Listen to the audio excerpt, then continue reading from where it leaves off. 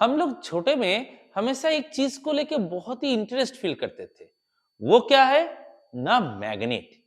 Magnet के चीजों को लेके खेलना, कैसे ये अट्रैक्ट हो रहा है, कैसे जा रहा है, ना हो रहा है, ये हम लोग को एक इंटरेस्टिंग जगह तैयार करता था। तो दोस्तों, आज हम लोग डिस्कशंस करेंगे इस मैग्नेट के बारे में। ये कहां से आया, कैसे इसके बारे में पता चला, इसके क्या कैरेक्टरिस्टिक्स है, इसके बारे में हम लोग जानेंगे आज के इस वीडियो में। मैग्नेट क्लास 9 आईसीएससी का एक इंपॉर्टेंट चैप्टर है और इसका इस्तेमाल बाद में भी आने वाला है 10, 11, 12 में भी।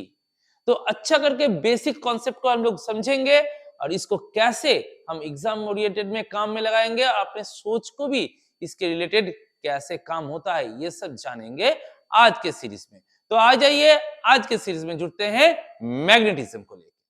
हेलो फ्रेंड्स, आप सभी का स्वागत है हमारे चैनल टिकल द माइंड में, जहां हम लोग एजुकेशन और मोटिवेशंस को लेकर डिस्कशंस करते रहते हैं। आज हम लोग का जो डिस्कशंस का टॉपिक है वो है मैग्नेट के बारे में। ये मैग्नेट हम लोग को छोटे उम्र में ही बहुत इंटरेस्टिंग लगना स्टार्ट हो जाता है, क्योंकि उसका जो पावर है, वो जो अट्रैक्ट करने का, किसी भी चीज को अपने ओर खींच लाने का, ये एक इंटरेस्ट तैयार करता है बचपन से ही।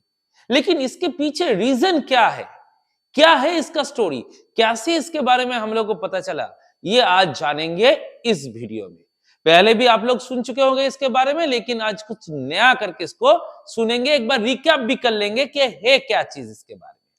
तो चलिए शुरू करते हैं आज का वीडियो मैग्नेट के ऊपर। यह मैग्नेट का जो स्टोरी है, यह आज से बहुत साल पहले माइनर एशिया का एक जगह मैग्नेशिया से स्टार्ट होता है।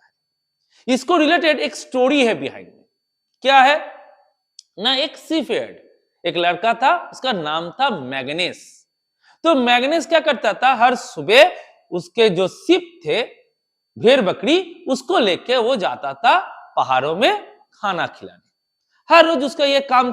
अब उसके पास एक लकड़ी रहता था, दो रीजन के। एक तो ये भेड़ बकरी इधर उधर ना चले जाए, उसको लेके आने का, और दूसरा था उन लोगों का, कोई अगर जंगली जानवर वहां पे आ जाए तो उससे थोड़ा बहुत तो प्रोटेक्शन हो जाए। लेकिन लकड़ी जब पत्थर में हिट होता था तो वो टूट जाता था। तो उसने क्या किया था, उसने एक आयरन का कैप अपने लकड़ी के ऊपर लगा दिया था।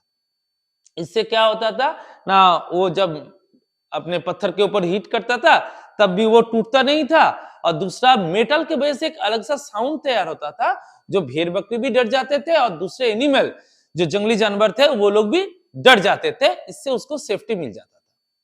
तो ये सोच रख के उसने ये बना रहा था और इसको लेके जाता था। एक दिन सुबह वो अपने भेड़ बकरी लेके गया पहाड़ में। हाँ, वो हर रोज क्या करता था, अपना जगह चेंजेस करता रहता था, क्योंकि एक ही जगह पे बार बार जाने से खाने की कमी हो सकता था, इसलिए वो अपना जगह चेंज करता रहता था। एक नया पहाड़ में गया। अब वहां जाने के बाद उसने एक बार एक पत्थर के ऊपर अपना लकड़ी को मारा जोर से। लट्ठी जब वहां पे लगा, वहां पे चिपक गया।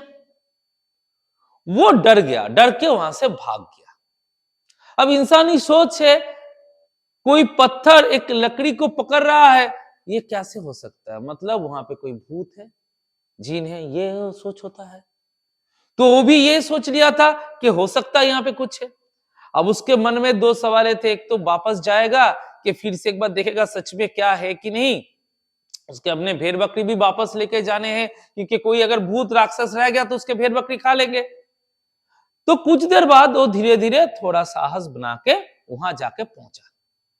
अब पहुंचने के बाद वो आहिस्ता से अपने लकड़ी को खींचा और वहां से भागा।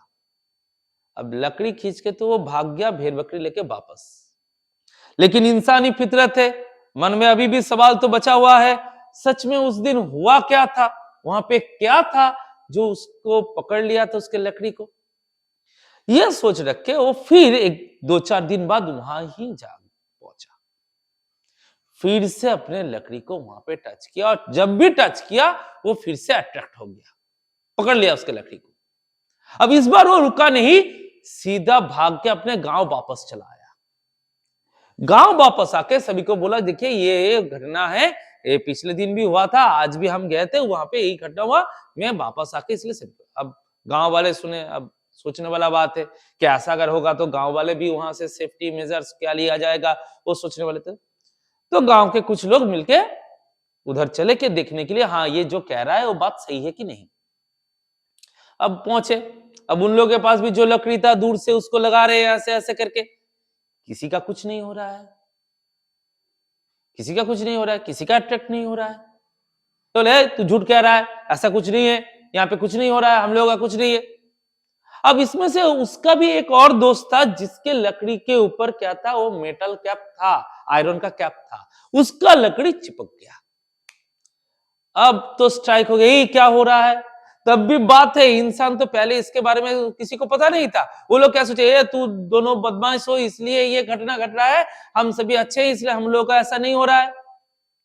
लेकिन तभी उन लोगों को ध्यान में आया, जे उन लोगों का जो लकड़ी था उसमें कोई मेटल कैप नहीं था, आयरन का कैप नहीं था, इन दोनों के लकड़ी में वो था। अब वही चीज क्या हो रहा है, अट्रैक्ट हो रहा है।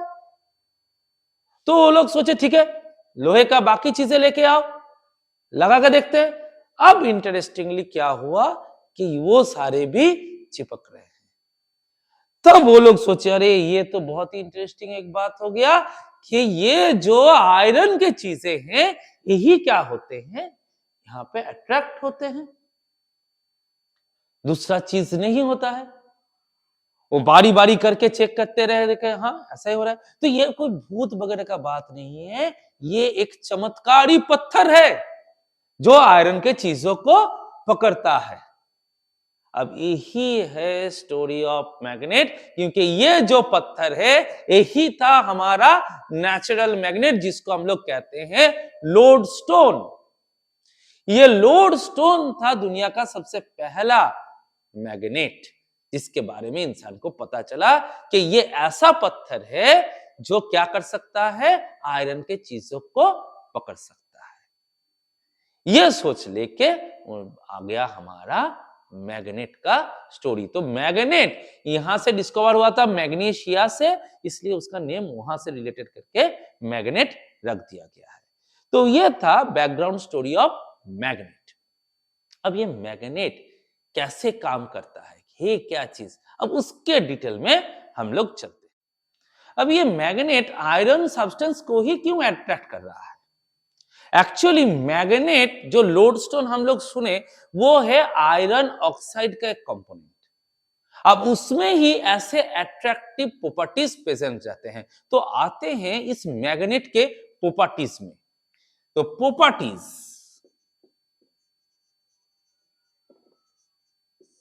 इसमें एक नंबर पॉइंट में हम लोग देखेंगे अट्रैक्शन, इसके साथ साथ ही सुनेंगे रिपल्सन, और दूसरे प्रॉपर्टी में हम लोग जानेंगे डायरेक्टिव प्रॉपर्टी। अब जो स्टोरी आप लोगों को हमने सुनाया उसमें पहला पॉइंट में हम लोग सुने थे क्या, कि उसका लकड़ी अट्रैक्ट हुआ था। अट्रैक्ट होना मतलब उसकी ओर खींचे चले आना, उसके साथ चिपक के रह जाना, यह था अट्रैक्शन। तो हर एक मैग्नेट का एक प्रॉपर्टी है कि दूसरे मैग्नेटिक सब्सटेंस को क्या कर सकता है, अट्रैक्ट कर सकता है। यहीं पर ही सवाल आ जाएगा, सभी चीजें अट्रैक्टेड होंगे, बोले नहीं, सिर्फ कौन से चीजें होंगे ना, मैग्नेटिक सब्सटेंस ये अट्रैक्ट होंगे, और जो नॉन मैग्नेटिक सब्सटेंस होंगे, नॉन मैग्नेटिक सब्सटेंस ये अट्रैक्टेड नहीं होंगे, नॉट अट्रैक्टेड। अब पूछोगे कि मैग्नेटिक और नॉन मैग्नेटिक क्या है। तो जो सब्सटेंस मैग्नेट के इफेक्ट में खींचा चला आता है उसी सब्सटेंस को हम लोग कहते हैं मैग्नेटिक सब्सटेंस, और जो खींचे चले नहीं आते उन लोग कहते हैं नॉन मैग्नेटिक सब्सटेंस। अब बोले एग्जांपल क्या है, बोले आयरन कंटेनिंग कोई भी सब्सटेंस आप लोग ले लो वो मैग्नेटिक होते हैं, लेकिन प्लास्टिक, वुड ये सब क्या मैग्नेटिक है, बोले आंसर है नहीं। अब देखिए घर में सभी के पास मैग्नेट होगा, देखिए कौन से चीजें में वो चिपक रहा है और कौन से चीजें में नहीं चिपक रहा है। जो जो चीजें में वो चिपकेगा मान लीजिए वो है सब मैग्नेटिक सब्सटेंस, और जिसमें वो लोग नहीं चिपकेंगे वो हो जाएंगे आपके नॉन मैग्नेटिक सब्सटेंस। तो यहां से हम लोग को पता चल जाता है कि मैग्नेट का एक बेसिक प्रॉपर्टी होता है कि वो मैग्नेटिक सब्सटेंसों को अपने ओर खींचता है, अट्रैक्ट करता है। तो इस प्रॉपर्टी को हम लोग बोलेंगे अट्रैक्शन और अट्रैक्टिव प्रॉपर्टी। अब इसके साथ साथ हमने और एक चीज लिख के रखे हैं, that is repulsion, repulsive property. ये क्या होता है ना, दूर भेजना। अब वो क्या होगा ना, अगर दो मैग्नेट लिया जाए, ये मान लीजिए एक बार मैग्नेट है नॉर्थ और साउथ, दोनों पोल हम लोग लिख लिए, यहां पे भी और एक मैग्नेट है नॉर्थ और साउथ। तो यहां पे क्या है, ऑपोजिट पोल्स है, ये साउथ पोल है ये नॉर्थ पोल है, तो ये एक दूसरे की ओर क्या हो जाएंगे, अट्रैक्टेड हो जाएंगे, दोनों एक दूसरे की ओर अट्रैक्टेड हो जाएंगे। ये इधर खींचा चलाएगा, इधर खींचा चलाएगा। लेकिन जब ये दोनों ही सेम पोल हो जाएंगे तब ये अट्रैक्टेड नहीं होंगे, एक दूसरे से दूर भाग जाएंगे। That's called repulsion. सो यहां पे हम लोग मैग्नेट के प्रॉपर्टी में जानेंगे एक नंबर में कि opposite pole attract each other and same pole repel each other. ये साउथ साउथ हो या नॉर्थ नॉर्थ हो, एक दूसरे को क्या करेंगे, दूर भेजेंगे। और ऑपोजिट एक नॉर्थ एक साउथ, तो एक दूसरे को करीब लेके आएंगे। तो same pole repel each other, opposite pole attract each other. Real life में भी सोचेंगे तो घटना ऐसा ही चलता है, ऑपोजिट अट्रैक्शन ज्यादा होता है, सेम में अट्रैक्शन कम रहते हैं। तो वही सोच मैग्नेट में भी हम लोग कम लगाते हैं। तो कम में आ जाएगा क्या कि जानेंगे opposite pole attract each other and same pole repel each other. अब ये सेम पोल से ही एक और घटना जानेंगे कि मैग्नेट है कि नहीं है, ये हम लोग कैसे टेस्ट कर पाएंगे। तो ये रिपल्सन से टेस्ट होता है। इसलिए बोला जाता है repulsion is the surest test of magnetism. Surest test of magnetism क्यों रिपल्सन को बोला जाता है? अब मान लो एक बार मैग्नेट है, एक मैग्नेट है और ये एक नॉन मैग्नेटिक सब्सटेंस है, नॉन मैग्नेटिक सब्सटेंस है। तो यहां पे हम लोग कोई भी इफेक्ट नहीं देख पाएंगे। अगर ये एक मैग्नेट है और ये एक मैग्नेटिक सब्सटेंस है, मैग्नेटिक सब्सटेंस है, तो ये हमेशा क्या होगा, अट्रैक्टेड होगा। अगर आप इस चीज को घुमा भी लेंगे, इधर ए है बी है, इसको अगर घुमा के बी और ए, तब भी ये क्या होगा, अट्रैक्टेड होगा। तो मैग्नेटिक सब्सटेंस मैग्नेट की ओर हमेशा क्या होता है, अट्रैक्टेड होता है। आप उसको घुमा के दीजिए, ऊपर दीजिए, नीचे दीजिए, वो अट्रैक्टिव होगा। और इधर में क्या जाने कि ऑपोजिट पोल होगा तब भी क्या होगा, अट्रैक्शन। तो ऑल केसेस में मेरे को अट्रैक्शन मिल जा रहा है, मैग्नेटिक सब्सटेंस में भी अट्रैक्शन मिल रहा है, दोनों अगर मैग्नेट है ऑपोजिट पोल है तब भी अट्रैक्शन हो रहा है। तो यहां से हम ये नहीं कंफर्म कर सकते कि दोनों ही मैग्नेट है, कि एक मैग्नेट और एक मैग्नेटिक सब्सटेंस है। लेकिन जब इस मैग्नेट के साथ इधर नॉर्थ साउथ है, इधर भी मैंने दिया और एक मैग्नेट नॉर्थ साउथ, तो ये अट्रैक्टेड हुआ। लेकिन जब इसको मैंने घुमा दिया तब क्या हुआ, रिपल्सन कॉज्ड हो गया। मैं कंफर्म कि ये दोनों ही मैग्नेट है, क्योंकि दोनों मैग्नेट सेम पोल होंगे तभी रिपल्सन होगा, और किसी और केस में रिपल्सन नहीं होगा, क्योंकि नॉन मैग्नेटिक सब्सटेंस में तो कोई इफेक्ट ही नहीं होगा। मैग्नेटिक सब्सटेंस अट्रैक्टेड होंगे, दोनों मैग्नेट रहा ऑपोजिट पोल रहा, अट्रैक्टेड होगा। लेकिन दोनों मैग्नेट रहा और सेम पोल हो गया तभी रिपल्सन होगा। तो रिपल्सन होने से हम लोग कंफर्म कह सकते हैं कि दोनों के दोनों ही मैग्नेट है। नहीं तो एक मैग्नेट है और दूसरा मैग्नेटिक सब्सटेंस है। तो रिपल्सन के इस घटना से हम लोग कंफर्म कर सकते हैं, इसीलिए बोला जाता है repulsion is the surest test of magnetism. तो मैग्नेट के जो प्रॉपर्टीज हम लोग सुन रहे थे, अट्रैक्शन और रिपल्सन, ये है उसके घटना है। ये मैग्नेट में ये हमेशा चलता रहेगा, हम लोग देखेंगे यही घटना। अब चले आते हैं दूसरे प्रॉपर्टी में। दूसरा प्रॉपर्टी क्या है? Directive property. डायरेक्टिव मतलब डायरेक्शन। ये मैग्नेट हम लोग को हमेशा डायरेक्शन दिखा देता है। बोले कैसे? आप एक बार मैग्नेट को एक रिजिड सरफेस से अगर क्या कर दो, हैंग कर दो, झुला दो, उसके ऊपर से एक रस्सी से बांध के झुला दो। झुलाने के बाद उसको आप किसी भी डायरेक्शन में रख दो, east west, north east, north west, किसी भी डायरेक्शन में उसको प्लेस करो। ऐसा है, ऐसा करो, ऐसा करो, इधर करो, वो घुमा फिरा के आके अर्थ के नॉर्थ और साउथ पोल में ही प्लेस्ड होंगे। ये कंफर्म है, हमेशा वो आके नॉर्थ पोल और साउथ पोल में ही सेटल डाउन करेंगे। आप फिर से उसको घुमा दो, वो घूम के आके नॉर्थ साउथ पोजीशन में आके ही सेटल डाउन होगा। मतलब एक बार मैग्नेट हमेशा नॉर्थ साउथ डायरेक्शन को ही डिनोट करता है, और उसी के इस प्रॉपर्टी को कहते हैं डायरेक्टिव प्रॉपर्टी। यह हम लोगों को किसी भी जगह का डायरेक्शन दिखा देगा। एक इसी कॉन्सेप्ट को लगा के बनाया गया था मैग्नेटिक कॉम्पास। अब मैग्नेटिक कॉम्पास को लेके आप ऐसे करके रखो, वो मैग्नेटिक नीडल आपका नॉर्थ साउथ डायरेक्शन में होके सेटल हो जाएगा। आप उसको घुमाओगे तो घूमता रहेगा, लेकिन ये हमेशा नॉर्थ साउथ में ही सेटल रहेंगे। आप घूमेगा, वो भी घूम जाएगा। एक सिंपल नीडल नीचे मैग्नेट लगा रहेगा, उसको घुमाता रहेगा फ्रीली।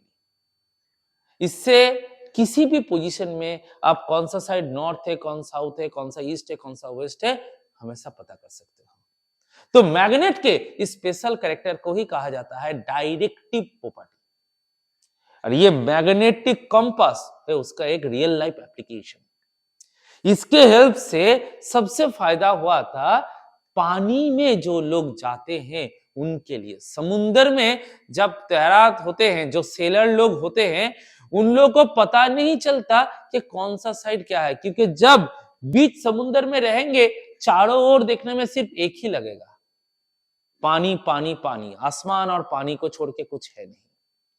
अब रात में सोए हैं, सुबह उठे हैं, हवा के झोंके से अगर नाव का मुंह घूम गया है, किसको क्या पता।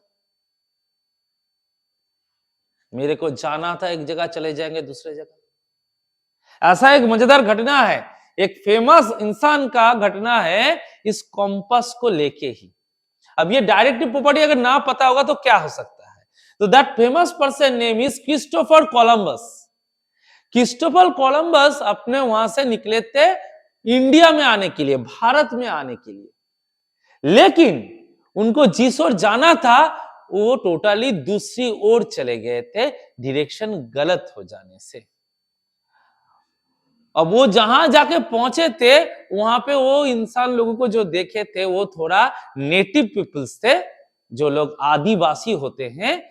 उनका स्ट्रक्चर में वो लोग थोड़ा रेड एम्बियंस के थे, रेड बॉडी में वो लोग मार्क, कलर मार्क करते थे।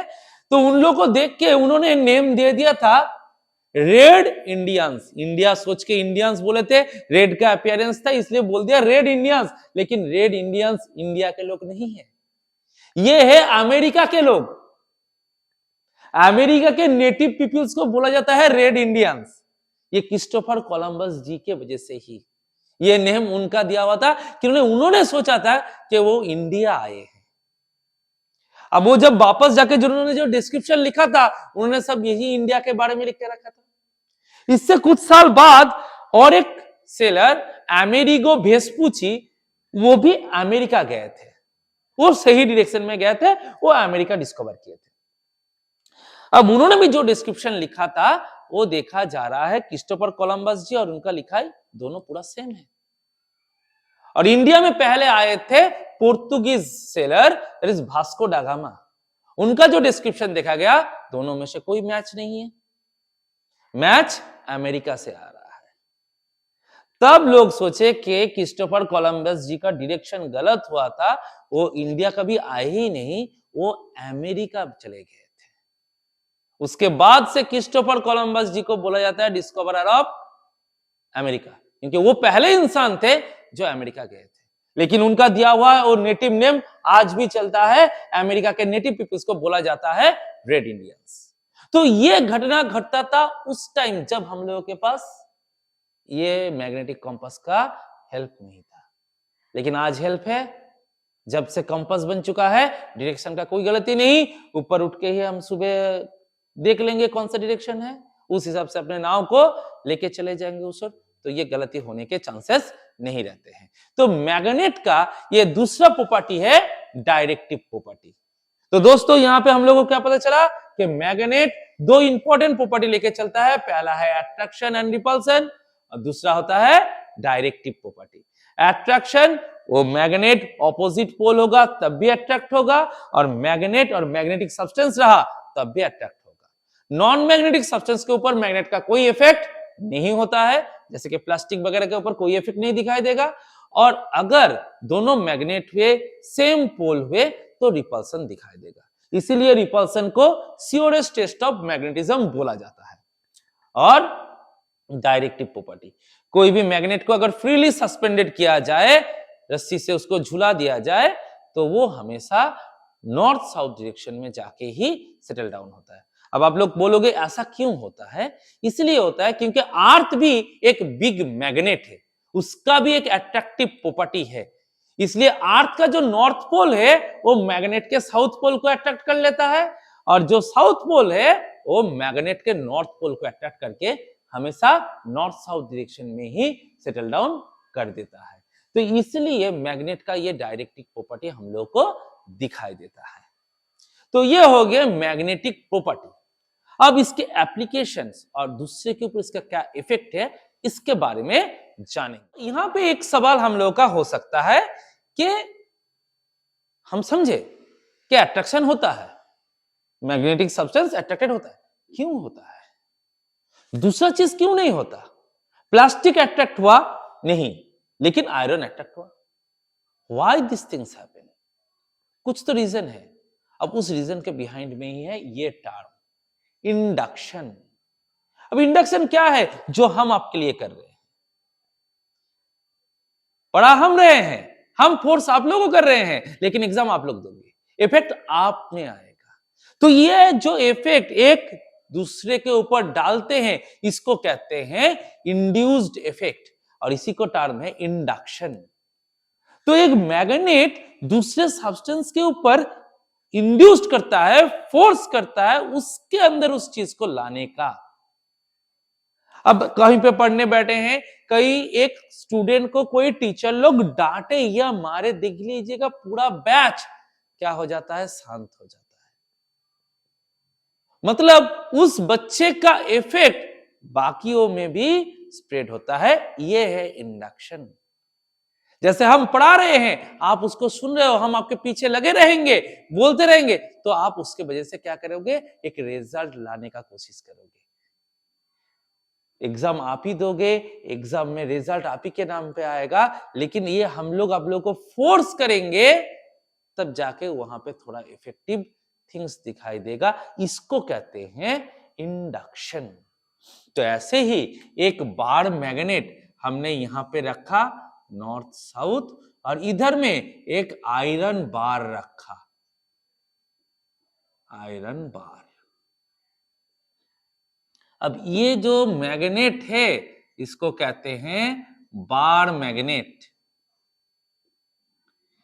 ये मैग्नेट का जो साउथ पोल है वो किसको अट्रैक्ट करेगा, नॉर्थ साइड को।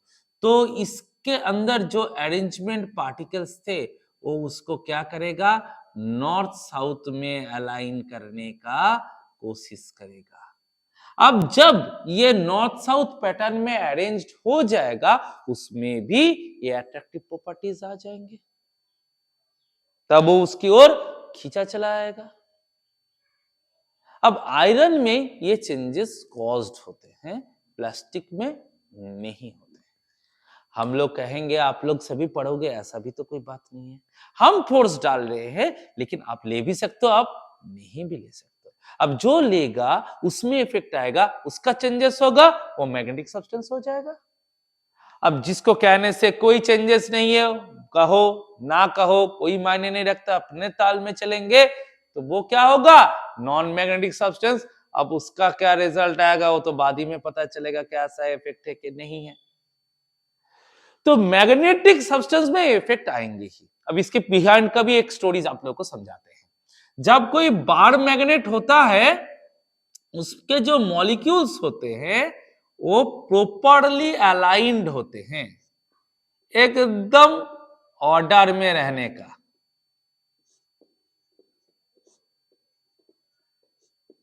डिसिप्लिन्ड, कोई भी चेंजेस नहीं, सभी एक रिदम को फॉलो करते हैं। तो इसलिए इसमें एक स्पेशल कैरेक्टर, स्पेशल प्रॉपर्टी दिखाई देता है। आयरन बार में एक ही चीज है, एक ही मॉलिक्यूल्स है, लेकिन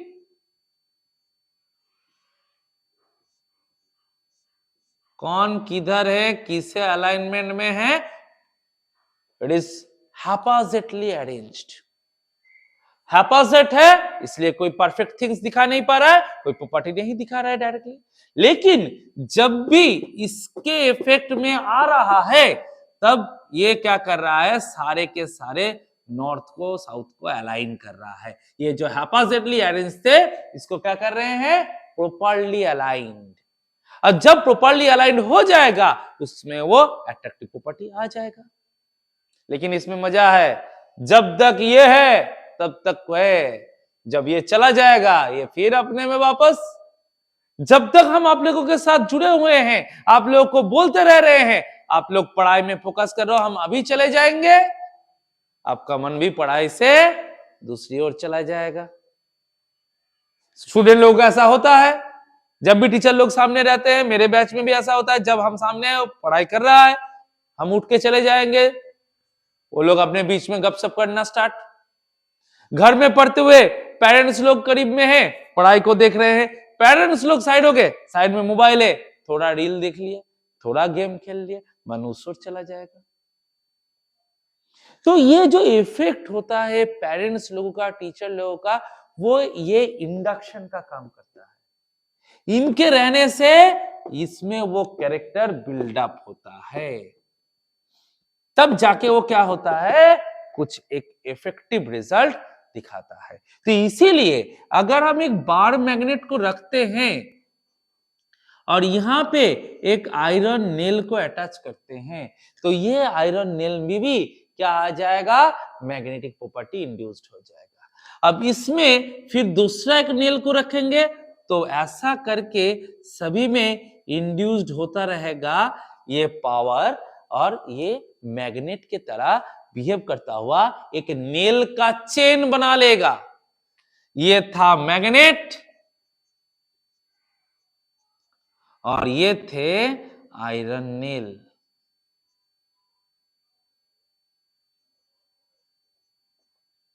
ये आयरन नेल अब मैग्नेट बन चुके हैं, मैग्नेट की तरह बिहेव करना स्टार्ट कर दिया, किस लिए, इस मैग्नेट की वजह से। लेकिन जब ये मैग्नेट हम हटा लेंगे, ये फिर से अपना अट्रैक्शन तोड़ के बिखर जाएगा। ये होता है मैग्नेटिक इंडक्शन। अब ये इंडक्शन टेम्पोररी है, जब तक मैग्नेट है तब तक उसमें ये प्रॉपर्टी रहेंगे, जब मैग्नेट चला जाएगा उसका प्रॉपर्टी भी क्या हो जाएगा, लॉस्ट हो जाएगा।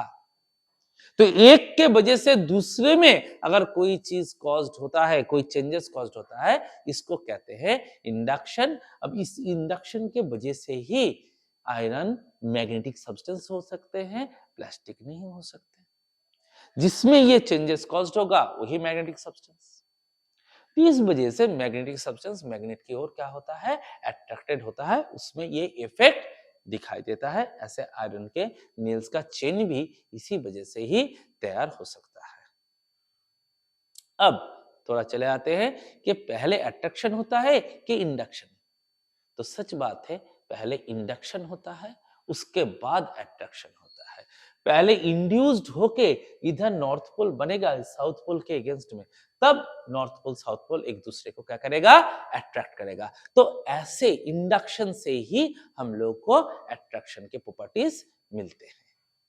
तो ये गया हमारा इंडक्शन वाला स्टोरी। अब आते हैं मैग्नेटिक फील्ड लाइंस को लेके। किसको कहते हैं मैग्नेटिक फील्ड, और उसके लाइंस ये क्या मतलब होता है, उसके क्या प्रॉपर्टीज होते हैं, देख लेते हैं।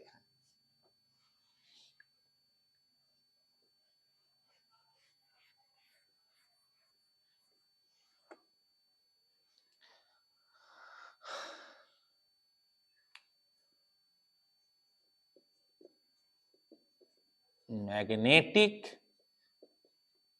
Field lines.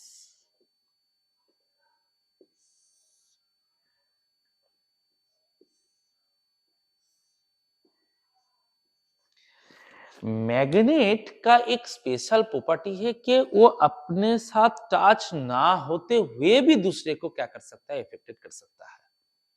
That is action at a distance. यहां है लेकिन अपने से दूर जगह से भी वो क्या कर सकता है, मैग्नेटिक सब्सटेंस को अट्रैक्ट कर सकता है। तो ये जो दूर से काम करने वाला स्टोरी में ही आता है ये फील्ड। अब जहां चाहे जितना दूर चाहे वहां से आ सकता है, बोले नहीं आ सकता। एक लेवल है, मैग्नेट के स्ट्रेंथ के अनुसार उसका अपना एक जगह है, जिस जगह से वो इफेक्ट पता चलेगा। जैसे हम जहां रहते हैं उसके चारों ओर के लोग मेरे को जानते हैं। हम दुर्गापुर के रहने वाले हैं, तो दुर्गापुर के मेरा जो जगह है वहां पे मेरे लोग जानते हैं मेरे को। लेकिन कोई कलकत्ता से क्या मेरे को जान सकता है, बोले नहीं, वो मेरा फील्ड एरिया नहीं है। कोई मुंबई से मेरे को जान सकता है, बोले नहीं, क्योंकि वो मेरा फील्ड एरिया नहीं है। लेकिन आज ये यूट्यूब से लोग मेरे को जान सकते हैं, क्योंकि ये फील्ड को बढ़ाता है।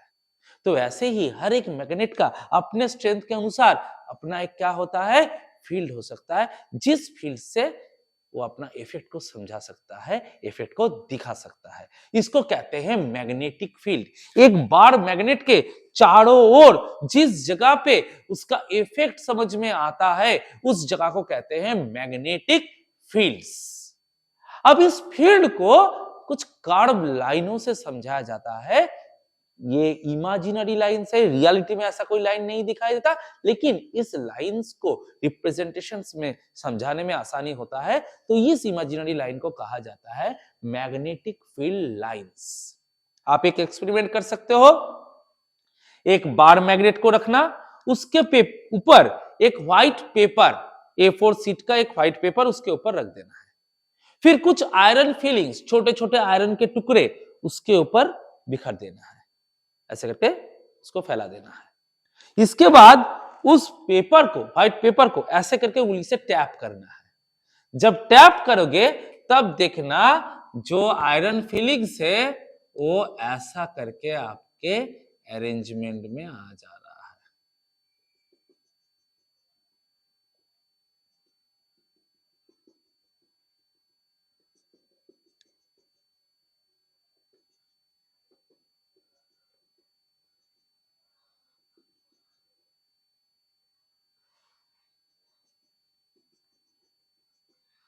ऐसा करता हुआ अरेंज्ड हो जाएगा। ये जो डॉटेड लाइन मैंने ड्रॉ किया, इसको कहते हैं मैग्नेटिक फील्ड लाइंस। जितना उसका फील्ड होगा उतने उसके लाइंस होंगे। अब देखिए, ये लाइंसों के बीच में गैप रह रहा है। इस गैप को हम लोग क्या बोलते हैं? ये गैप क्यों होता है?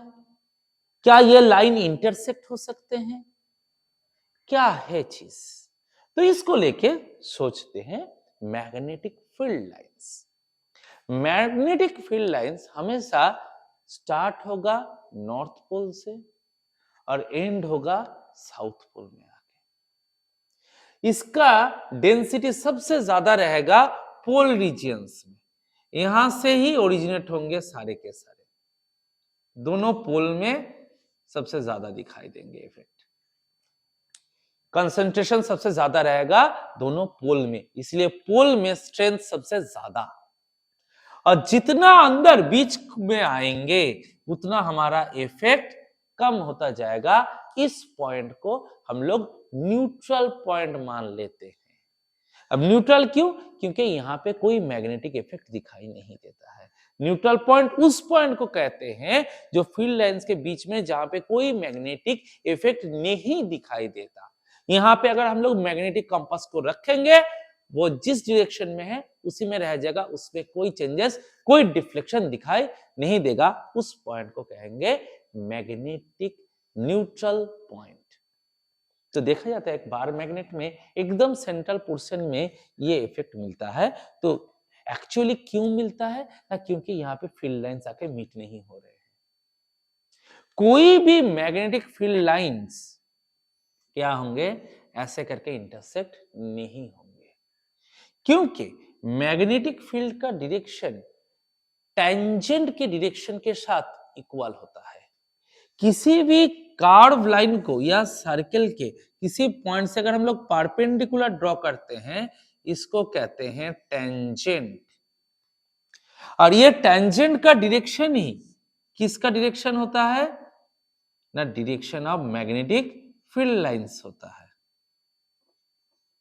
आप बोलोगे इससे इंटरसेक्ट का क्या मतलब? क्योंकि टेंजेंट कभी भी एक पॉइंट में दो डायरेक्शन में नहीं हो सकता। इधर भी जाएगा इधर भी जाएगा, कभी नहीं होगा। एक बाहर से जाएगा तो एक अंदर घुस जाएगा। टेंजेंट एक पॉइंट में एक ही डायरेक्शन में होता है, दो डायरेक्शन में कभी भी पॉसिबल नहीं है।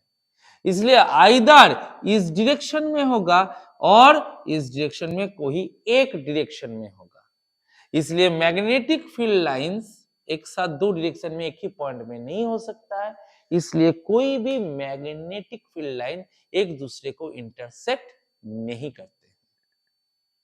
तो ऐसे करके magnetic field lines north pole के अराइज होके साउथ पोल में कर्व फॉर्म करेगा, एक क्लोज्ड लूप की तैयारी करेगा। ये क्लोज्ड लूप उसके फील्ड स्ट्रेंथ के ऊपर डिपेंडेंट होंगे। स्ट्रेंथ जितना ज्यादा उतने ज्यादा उसको लाइन मिलेंगे, जितना कम होगा लाइंस भी उसके साथ साथ कम होते रहेंगे। पोल रीजियन में हम लोग को सबसे ज्यादा स्ट्रेंथ मिलेगा, जितना सेंटर की ओर आएंगे स्ट्रेंथ कम होता जाएगा। अब ऐसे ही करके आर्क भी मैग्नेट है, उसका भी एक अपने चारों ओर एक फील्ड है, उसके भी फील्ड लाइंस है। और बार मैग्नेट का भी फील्ड लाइन से जब हम लोग बार मैग्नेट के नॉर्थ पोल को जियोग्राफिक नॉर्थ पोल के ओर रखेंगे, तब फील्ड लाइंस में हम लोग को neutral point east west direction में दिखाई देगा। क्योंकि यहां पे इसका फील्ड लाइन और इसका फील्ड लाइन दोनों क्या करेंगे? नॉर्थ नॉर्थ एक दूसरे को रिपेल करेंगे। इसलिए यहां पे हम लोग को एक neutral point east west direction में दिखाई देगा। अगर हम लोग बार मैग्नेट को ईस्ट वेस्ट डायरेक्शन में रखते हैं, जियोग्राफिक ईस्ट वेस्ट डायरेक्शन में, तब हम लोग को neutral point north south direction में दिखाई देगा। ये पॉइंट ध्यान में रखिएगा। किसी भी बार मैग्नेट को अगर हम लोग जियोग्राफिक नॉर्थ साउथ पोल में रखेंगे, उसी डायरेक्शन में, जियोग्राफिक नॉर्थ की ओर बार मैग्नेट का नॉर्थ और जियोग्राफिक साउथ की ओर बार मैग्नेट का साउथ, तो हम लोग को न्यूट्रल पॉइंट हमेशा ईस्ट और वेस्ट डायरेक्शन में मिलेगा। और जब उसको ईस्ट वेस्ट डायरेक्शन में बार मैग्नेट को रखेंगे तो न्यूट्रल पॉइंट नॉर्थ और साउथ डायरेक्शन में हम लोग को अवेलेबल मिलेगा। तो ये हमारे points important related to magnetic field lines. अब चले आते हैं इलेक्ट्रोमैग्नेटिज्म में। हम लोग अभी सुने हैं मैग्नेटिक फील्ड लाइंस के बारे में, अब सुनेंगे इलेक्ट्रोमैग्नेट। ये इलेक्ट्रोमैग्नेट है क्या चीज? इलेक्ट्रो दैट इज इलेक्ट्रिसिटी और मैग्नेट। इलेक्ट्रिसिटी और मैग्नेट दोनों एक साथ में काम में आएंगे। इलेक्ट्रिसिटी के हेल्प से हम लोग मैग्नेट तैयार करेंगे। बोले कैसे? ना एक आयरन का बार लेंगे, इसके ऊपर हम लोग क्या करेंगे? कॉइल को रैप करेंगे। कॉपर कॉइल को रैप करके हम लोग बैटरी के साथ लिंक कर देते हैं। अब जब हम यहां पे स्विच को ऑन करेंगे, यहां से इलेक्ट्रिसिटी पास होगा, हमारा ये आयरन बार मैग्नेट के तरह बिहेव करना स्टार्ट हो जाएगा। आप बोलोगे क्यों होगा? इससे पहले इस समय हम लोगों ने आप लोगों को समझाया था कि मैग्नेट का जो इनसाइड अरेंजमेंट है ये क्या है? हैपाजेटली अरेंज्ड है। मॉलिक्यूल सारे हैपाजेटली अरेंज्ड है। जब इलेक्ट्रिसिटी इसके अंदर से जाएगा, इसके फोर्स के वजह से वो प्रॉपरली अलाइंड हो जाएगा, जैसे मैग्नेट में होता है। प्रॉपरली अलाइनमेंट जब आ जाएगा तब ये मैग्नेट की तरह बिहेव करना स्टार्ट कर देगा। तो इसका ये मैग्नेटिक प्रॉपर्टी किस वजह से आया? ये आयरन मैग्नेट किस वजह से बना? नहीं, इलेक्ट्रिसिटी के वजह से। तो इस मैग्नेट को तो फिर हम कहेंगे इलेक्ट्रोमैग्नेट। अब इलेक्ट्रोमैग्नेट को हम डिफरेंट शेप में या नॉर्मल मैग्नेट भी हम डिफरेंट शेप के बना सकते हैं। एक होता है आई शेप्ड, एक होता है यू शेप्ड, एक होता है हॉर्सशू शेप्ड। घोड़े की नाल जैसा होता है वैसे ही शेप का भी हम लोग मैग्नेट बना सकते हैं। और ऐसे ही आयरन कोर को अगर हम लोग कॉपर कॉइल से रैप करते हैं तो इट बिकम्स अ इलेक्ट्रोमैग्नेट। तो हम लोग इलेक्ट्रिसिटी के हेल्प से ऐसे इलेक्ट्रोमैग्नेट्स तैयार कर सकते हैं और हमारे डे टू डे लाइफ में ये इलेक्ट्रोमैग्नेट बहुत ही इंपॉर्टेंट है।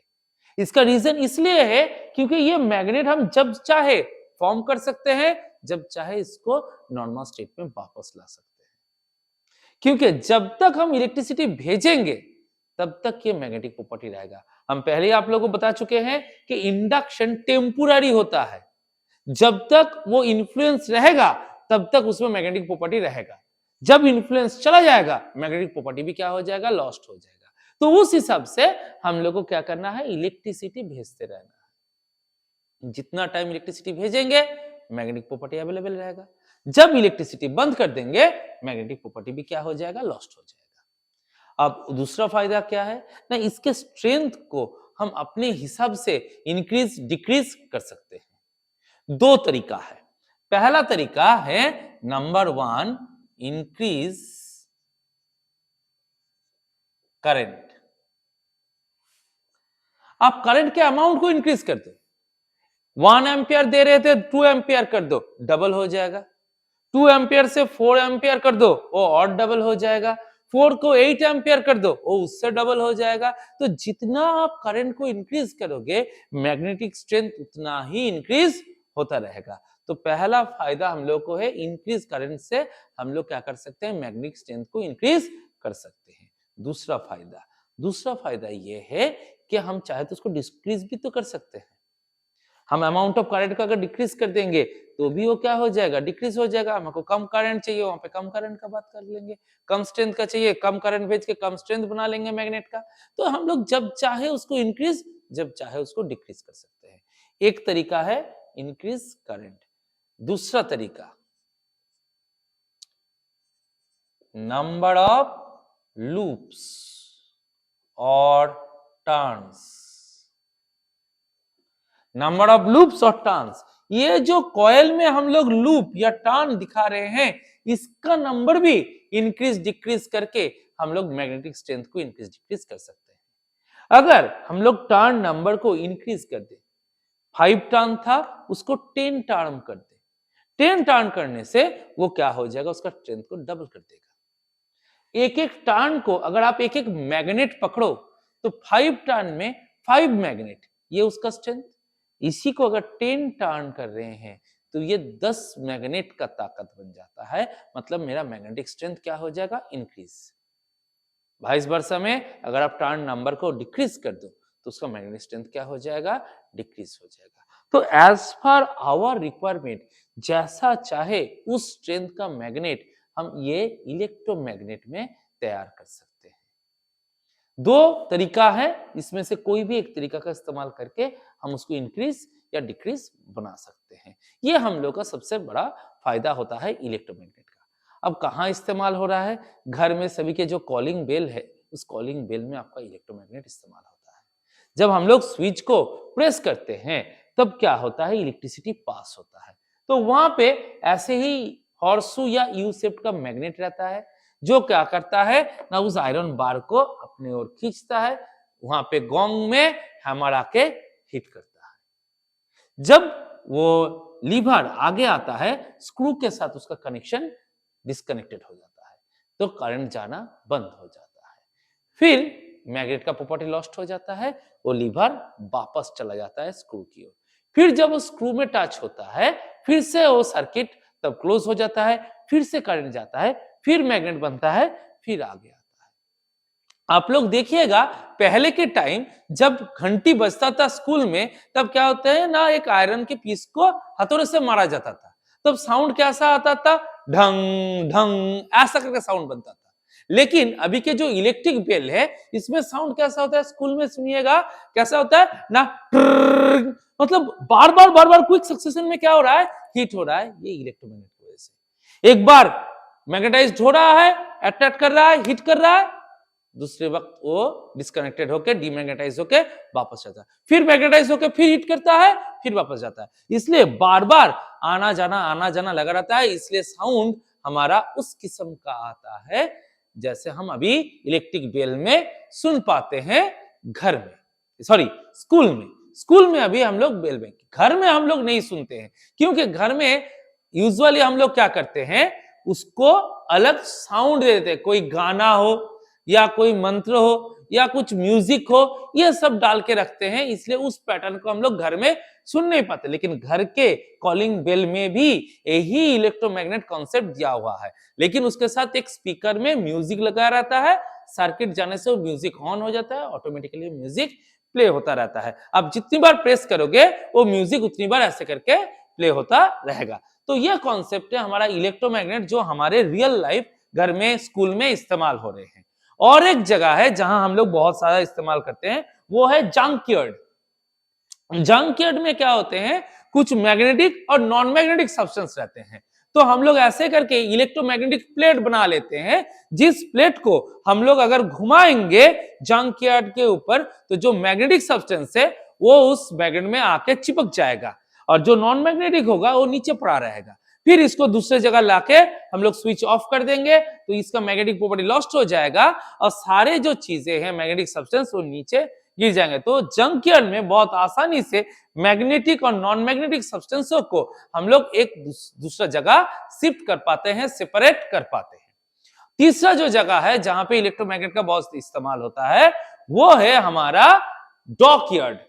शिप्स बहुत सारे क्या होते हैं, लार्ज अमाउंट के कंटेनर में सामान लेके आते हैं। ये जो लार्ज कंटेनर्स होते हैं, इन कंटेनर्स को शिप से डॉक तक कैसे लिया जाएगा ना, तब इलेक्ट्रोमैग्नेट का इस्तेमाल किया जाता है। क्रेन से इलेक्ट्रोमैग्नेट बना के प्लेट रखा जाता है, जिसको क्या किया जाता है, कंटेनर के ऊपर बिठाया जाता है। कंटेनर के ऊपर बिठा के स्विच ऑन कर दिया जाता है, तो ये मैग्नेट बन जाता है, वो कंटेनर को कैच कर लेता है। फिर क्रेन से उसको उठा के डॉकयार्ड में लाके फिर स्विच बंद कर दिया जाता है, और फिर प्लेट को उठा लिया जाता है। तो ऐसे डॉकयार्ड में भी हम लोग आयरन के कंटेनरों को लैंड से शिप, शिप से लैंड भी लिया जा सकता है, और यहां पर भी हम लोग इलेक्ट्रोमैग्नेट का ही इस्तेमाल कर रहे हैं। तो ऐसे डे टू डे लाइफ में इलेक्ट्रोमैग्नेट का ऐसे इस्तेमाल बहुत ज्यादा ही हम लोग करते रहते हैं। तो इलेक्ट्रोमैग्नेट को जब हम बना रहे हैं, ये जो स्ट्रक्चर हमने बनाया है, इस स्ट्रक्चर का एक नेम है, स्पेशल नेम है। वो नेम क्या है, सोलिनॉइड। ऐसे ही कॉइलिंग स्ट्रक्चर को हम लोग कहते हैं सोलिनॉइड। अब ये था हमारा सारे टेम्पोररी मैग्नेट। हमारे पास परमानेंट मैग्नेट भी आते हैं। वो मैग्नेट किससे तैयार होता है, तो दो चीज याद रखिएगा। एक नंबर में नाम रखिएगा सॉफ्ट आयरन का, और दूसरे नंबर में नेम रखिएगा स्टील का। जब हम लोग टेम्पोररी मैग्नेट बनाते हैं, जैसे इलेक्ट्रोमैग्नेट बना रहे हैं या कुछ और भी बना रहे हैं, टेम्पोररी मैग्नेट हम लोग किसका इस्तेमाल करेंगे, सॉफ्ट आयरन का। क्योंकि सॉफ्ट आयरन में रिटेंटिविटी लो होता है, अब आप बोलोगे रिटेंटिविटी क्या चीज है, मतलब किसी भी कैरेक्टर को रिटेन करना अपने पास। आईपीएल के दुनिया में आप लोगों ने सुना ही होगा, प्लेयर्स को रिटेन किया जाता है। रिटेन करना मतलब उस प्लेयर को हम सोल्ड नहीं कर रहे हैं, अपने पास ही रख दे रहे हैं।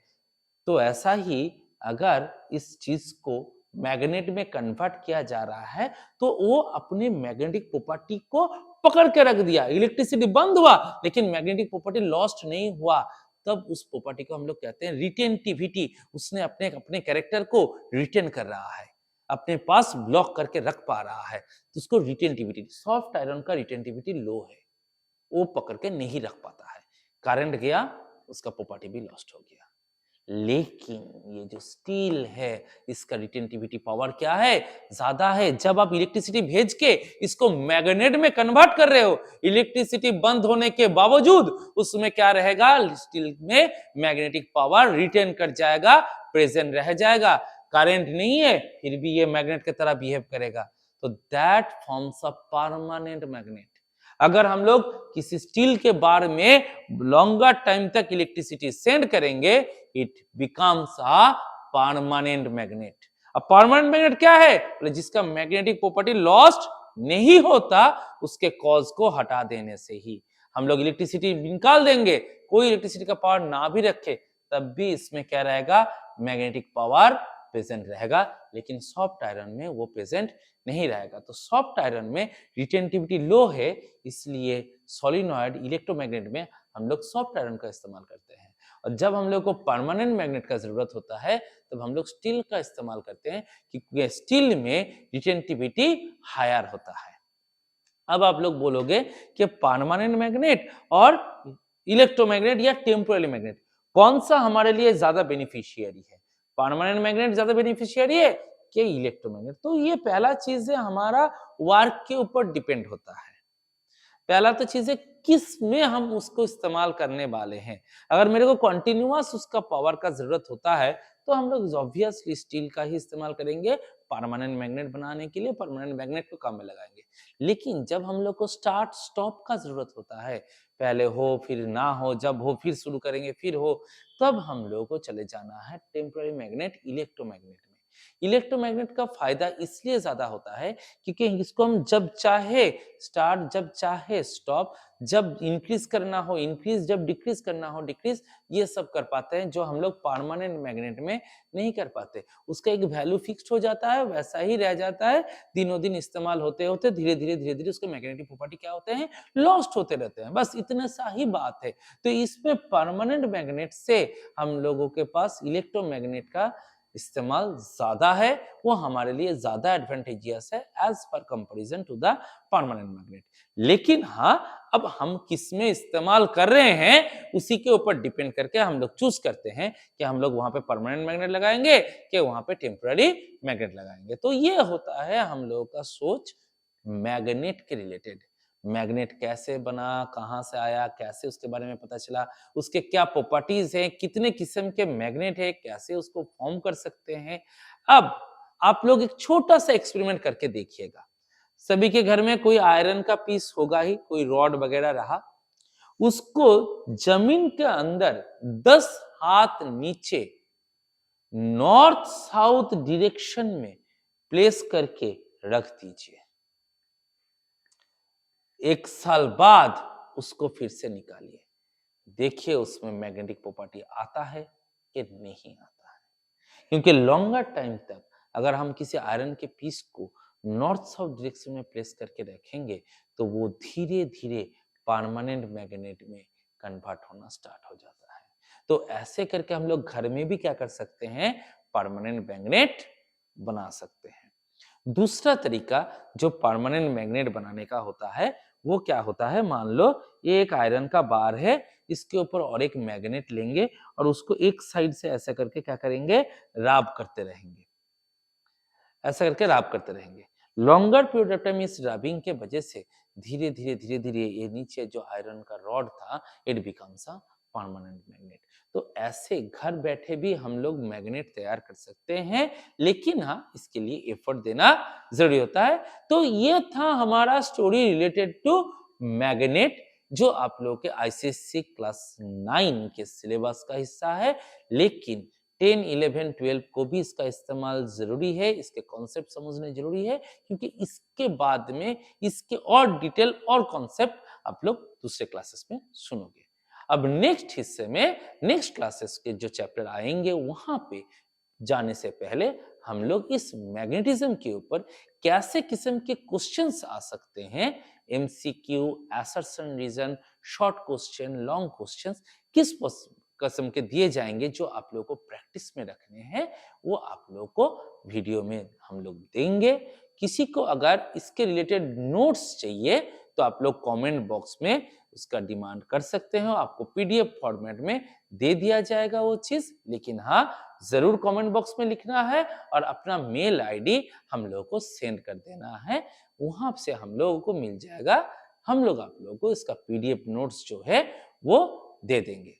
अगर आप लोगों को ये वीडियो अच्छा लग रहा है और ऐसे ही किस्म के लेके डिस्कशंस आप लोगों को चाहिए तो हमारे चैनल को सब्सक्राइब कर लीजिए, शेयर कमेंट जरूर कीजिए, कमेंट बॉक्स में लिखिए और किस टॉपिक में आप लोगों को डिस्कशंस चाहिए तो हम लोग उस टॉपिक के ऊपर भी वीडियो बनाएंगे आप लोगों के लिए। और आप लोग अच्छा करके इसका तैयारी कीजिए, जाके एग्जाम में आपको जम के मार्क्स आए।